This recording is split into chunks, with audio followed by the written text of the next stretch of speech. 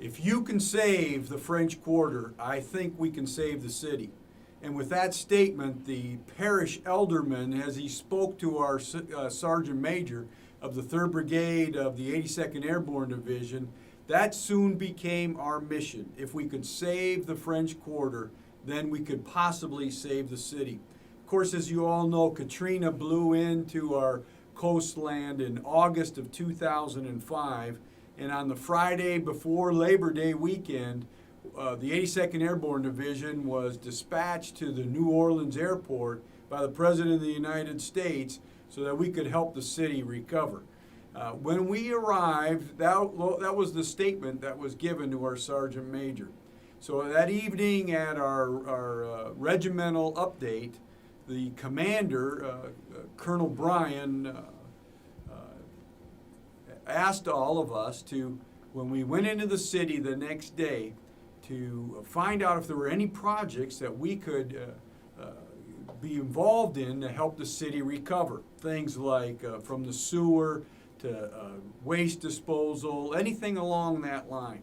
So my chaplain assistant and I got into our Humvee and we went downtown. We drove along Bourbon Street and we came across a place called Johnny White Sports Bar. The place was packed. Most places were closed, but Johnny White Sports Bar had a number of patrons in it. As we walked into the place, we were greeted warmly, and then we began to ask the locals, hey, is there anything that we could possibly do to help the city of New Orleans, especially the French Quarter, recover? A man took me out of the bar and brought me into the middle of Bourbon Street, and he pointed down the street and he said, do you see that building down there? I said, yes. He said, that is the St. Louis Cathedral. It's one of the oldest churches in the United States. That building itself is a very, very famous building. Pope John Paul II actually came and preached here and had a youth mass here. So it is a world-renowned place. So please, if there's anything you can do to help our city, help us to recover that building down there. Sergeant Jarman and I got back into our Humvee and we drove the three blocks down to the backside of the St. Louis Cathedral. When we arrived there, we saw it was a courtyard surrounded by French Quarter houses, beautiful old buildings. There were 250-year-old Spanish oak moss trees that were at one standing, but the hurricane blew it down, and the whole courtyard was littered with these old 250-year-old Spanish oak moss trees. The windows around the French Quarter houses were broken out from these trees. And in the middle of this courtyard stood a big, beautiful statue of Jesus with his hands standing out. But amazingly, the trees had all gone around the statue, and the statue remained there, save the left forefinger of Jesus. It was gone. It had been knocked off. Well, we went back that night to our daily update with the commander and said, hey, sir, we have found the St. Louis Cathedral. It's downtown, and the locals are telling us that if we have an opportunity to clean that cathedral up and then get inside and maybe we can stop some of the leaking inside the building, that we could it would go a long way in helping the city to recover. Sure enough, the next morning the colonel sent down a small platoon of engineers, a young second lieutenant and a sergeant first class and about 8 others went in there with chainsaws and other materials and cleaned up the entire courtyard. That evening then, the next evening at the update, the young lieutenant came in with the sergeant first class, and they were telling the colonel about the opportunity to clean this courtyard up, and then they asked for the chaplain to come up. So I went up and we want to give the chaplain a little presentation here. We're going to give the finger to the chaplain. So they give me the finger, right? And everybody laughs because they gave the finger to the chaplain. So I wrapped the finger up very kindly, and of course it was the left forefinger of Jesus, and I put it in my cargo pocket. We were wearing BDUs then, and we're walking around with the finger of Jesus in my pocket. Well, about 4 days later, the Baton Rouge newspaper come out with about a 5-page spread on what the Army and specifically what the 82nd Airborne Division had been doing to help clean up the French Quarter. And as I was reading that article, it said in there that the Army had come down with engineers and had cleaned up the back courtyard of the St. Louis Cathedral. And they had saved the famous statue of Jesus. It still stood there, except for the left forefinger of Jesus. It was gone. Nobody knows where the finger is. And then it began to interview various people at Johnny White Sports Bar and other places on Bourbon Street.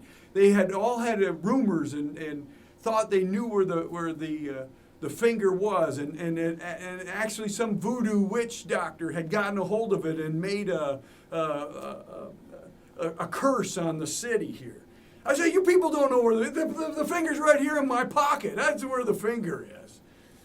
So as we were going on, our de facto PAO officer, who was our JAG officer, a young man, the commander made the JAG officer our PAO officer. He's on the internet. We had internet connection. I'm not sure how, but we did. And he finds out that the former Archbishop of the city of New Orleans, Archbishop Philip Hannon, was a chaplain during World War II. Guess which division he was a chaplain in? The 82nd Airborne Division.